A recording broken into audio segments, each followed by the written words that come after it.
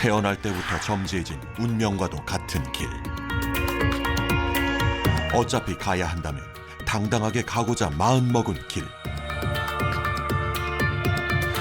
늘 기도로 자신의 길을 찾는 황우신당 미래보살을 만나봅니다. 안녕하세요, 여러분. 저는 일산에서 신령님을 모시고 있는 천호궁의 황우신당의 미래보살입니다. 만나 뵙게 돼서 영광입니다. 저는 외할머니가 집에서 저를 받았는데 제가 탯줄을 목에 걸고 나왔었대요. 그런데 할머니가 우리 엄마한테 이 아이는 데려다가 용궁에다 갖다 팔아라.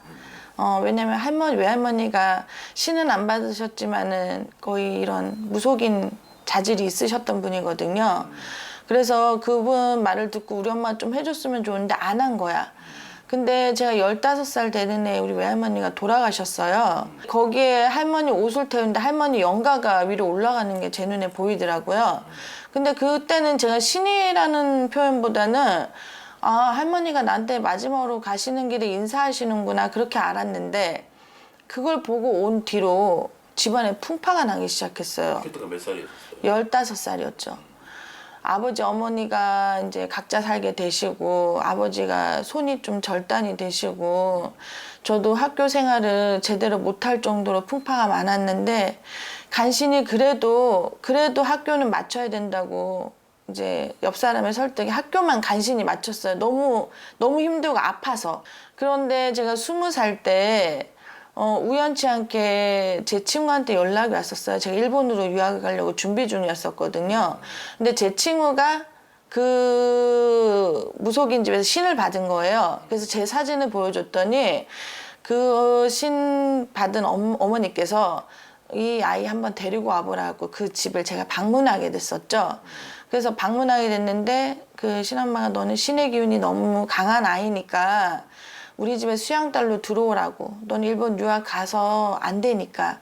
그래서 그 집에 들어가게 됐어요. 뭐에 씌인 것처럼 다 포기를 하고. 그러다가 우연치 않게 23살 때 눌림굿을 하는 날이었는데 무관을 섰어요, 제가. 무관을 섰는데 엄마가 신을 전임해달라 그러더라고요. 그래서 옷을 벗어서 무관을 세운 옷을 줬더니 엄마가 머리가 너무 아프시다는 거예요. 그래서 다시 한번 눌렀어요. 근데 그 눌린 끝나 말문이 터진 거예요. 신을 누르기 위한 곳에서 자신도 모르게 터져버린 말문. 결국 그녀는 어린 나이에 이 길을 가기 위한 내림굿 의식을 받게 되었습니다. 신굿날 막 방송 촬영도 하고 사람도 많이 모여 있는데 저는 딱 보자마자 당신 아버지가 죽었는데 네가 문전에서 뭘 한다고 지금 나서냐고. 넌 아무것도 될 일 없다고. 막 그렇게 점을 치기 시작하는 거예요. 신굿판에서.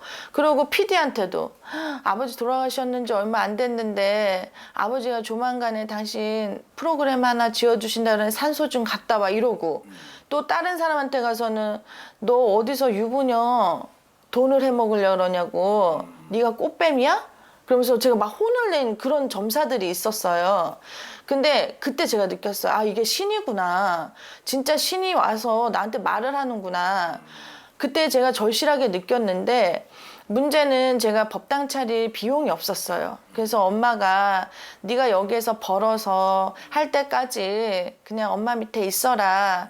그래서 엄마 밑에 있으면서 손님을 보기 시작했는데 지금만 생각해 보니까는 할머니가 나를 다뤄보신 것 같아. 그 다음날부터 점이 안 나오는 거예요.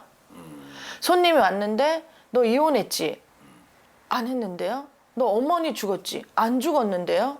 막 이런 식으로 점이 완전 반대로 치고 나가는 거예요. 왜 그랬을까요? 지금 생각해보니까 할머니가 처음부터 너무 많이 보여줬는데 당일날 이 아이를 처음부터 다 주면 내 그릇이 너무 엉망일 것 같았던 것 같아요. 그래서 2년 동안 죽기 살기로 천신기도 했어요. 천신기도가 뭐냐면 고기, 생선, 누리고 비린 거 일체 아무것도 안 들어간 음식을 안 먹고 오로지 절에서 먹는 것처럼 그 기도를 무지 열심히 했어요. 2년 동안. 근데 2년 딱 기도하고 신엄마 진적 날이었어요. 신엄마 진적을 하고 그 다음날 너무 피곤해서 거실에서 잠을 자는데 우리 대신 할머니가 그 계단에서 내려오시는 거예요.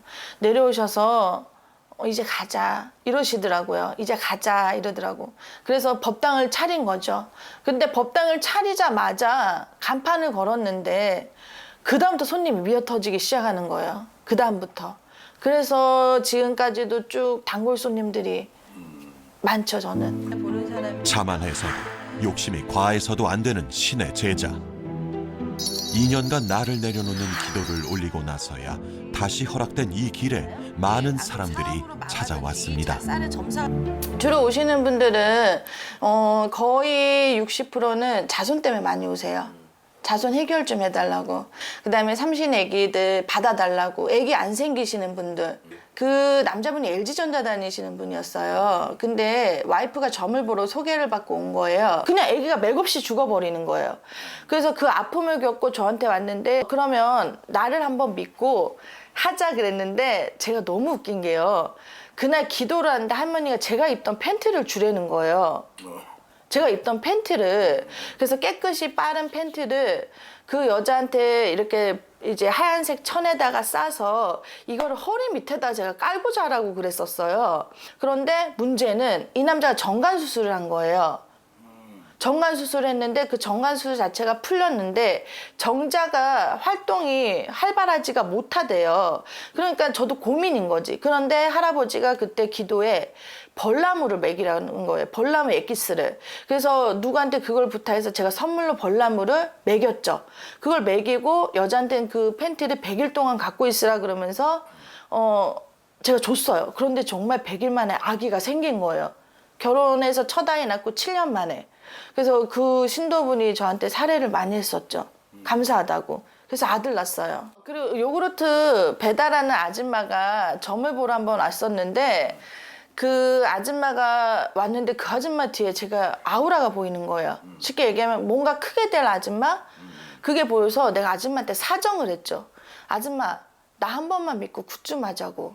점을 이제 보고 그랬더니 보살님 저 돈이 없어요. 그것도 막 돈 1,000만 원씩 줘야 되는 거 아니냐. 아니 아줌마 그냥 일단 나 400만 원만 줘봐. 그럼 내가 알아서 굿하고 내가 아줌마가 잘 되면 그때 가서 나한테 사례를 해. 굿을 진행을 했죠.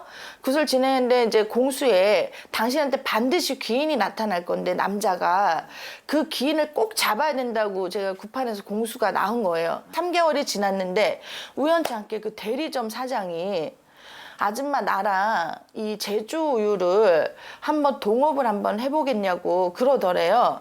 저한테 달려온 거예요. 보살님 이 제안이 들어왔는데 제가 나갈 돈은 지금 이 집을 담보로 이 돈을 빼서 이걸 동업을 해야 되는데 해도 될까요? 라고 그러길래 제가 무조건 하라 그랬어요. 그래서 그걸 했어요. 정말. 집 담보로 빼서 신랑이랑 싸워가면서 한 번만 믿어달라고 했더니 우연찮게 데모가 된 적이 있어요. 그래서 그분이 해년에 저한테 한 번씩 꼭 제수굿을 크게 하셨죠. 그 뒤로. 그래서 그런 거 보면 뿌듯하죠. 힘들어 나를 찾아온 이들에게 제대로 된 길을 알려주고 싶은 황우신당 미래보살. 그렇기에 늘 신에게 묻고 물어 제대로 된 길을 찾아내고자 합니다. 남들에게도 노하우가 많겠지만 내가 제일 강요하고 싶은 거 하나 중에 재수가 들어왔다고 재수굿 하면 절대 재수 못 봐요. 그래서 깨우친 노하우. 일단 첫 번째. 그 조상의 산소를 가서요. 저만의 할 수 있는 노하우를 가지고 그 산소에 가서 저는 예방을 먼저 꼭 하고 와요. 만약에 산소가 없어졌잖아요. 그러면 그 지역에 오래된 당산나무 아니면 그 지역에 기도터를 가요. 만약에 없어졌으면. 그래서 거기 가서 산신제를 일단 먼저 지내고 와요.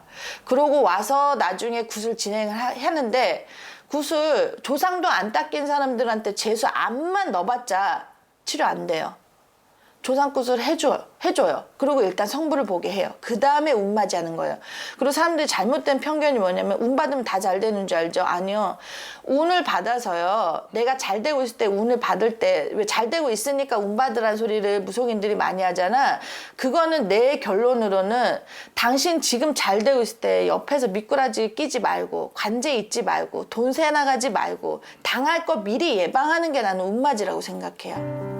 늘 공부와 기도로 자신만의 방법을 찾아내는 그녀가 비방책을 하나 알려드리겠다는데요. 이게 신인지 빙인지 아무것도 모르고 막 꿈에서 허덕거리고 잠도 못 자고 막 자고 싶은데 막 수면제 의존하고 이런 분들 제가 간단한 처방 한 가지만 알려드릴 테니까 이거는 오해야 편견이기 때문에 제 개인적인 노하우니까 며칠 해보시고 안 되시면 치우시고 괜찮으시면 100일 동안은 그렇게 깔고 주무시는 게 괜찮거든요.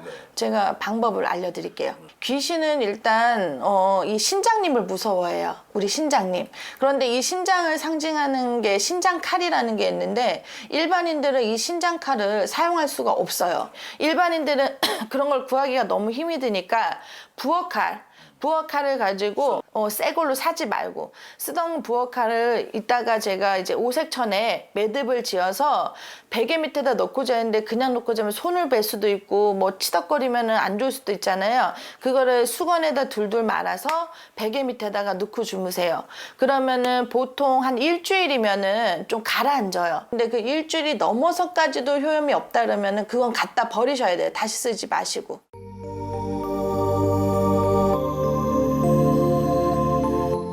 내가 철저하게 법당에서도 기도하는 것 중에 하나는 할아버지 현명하고 지혜로운 제자가 되게 해주세요. 그리고 절대 만인간 앞에서 만자중 앞에서 제가 자만 떨지 않는 제자가 되게 해달라고 제가 기도하는 것 중에 한 부분이죠. 나는 이름 나고 잘 나가는 무당 이런 거보다는요. 저 선생님한테 갔다 왔는데 진짜 마음은 편하다. 저 사람 되게 인간적이네. 이런 말을 더 듣고 싶어요. 저 사람 되게 잘 나가. 저 사람 요즘 일 많아. 손님 많아. 이런 거보다 저분한테 전 보고 왔는데 저 사람은 뭔가가 마음적으로 엄마 같네? 누나 같네? 동생 같네? 진짜 식구 같네? 이런 무당 되고 싶어요, 저는.